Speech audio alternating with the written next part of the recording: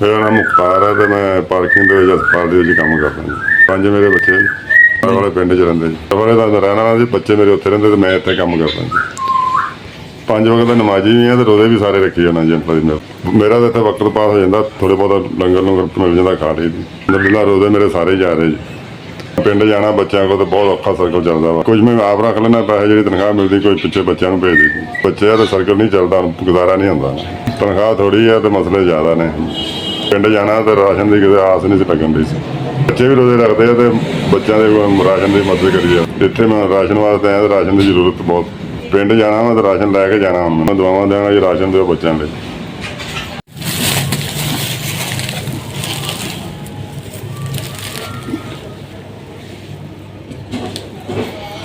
ਸ਼ੁਕਰਗੁਜ਼ਾਰ ਅੱਲਾਹ ਤਾਲਾ ਤੁਹਾਨੂੰ ਸਿਹਤ ਦੇਵੇ, ਤੰਦਰੁਸਤੀ ਦੇਵੇ ਜੀ।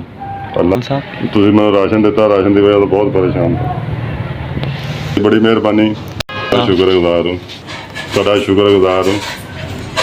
ਅੱਲਾਹ ਤਾਲਾ ਤੁਹਾਨੂੰ ਸਿਹਤ ਔਰ ਤੰਦਰੁਸਤੀ ਦੇਵੇ ਜੀ। ਰਾਸ਼ਨ ਮਿਲਿਆ ਜੀ। ਹਾਂ ਰੋਜ਼ੇ ਰੱਖਾਂਗੇ ਜੀ, ਰੋਜ਼ੇ ਰੱਖਾਂਗੇ ਜੀ।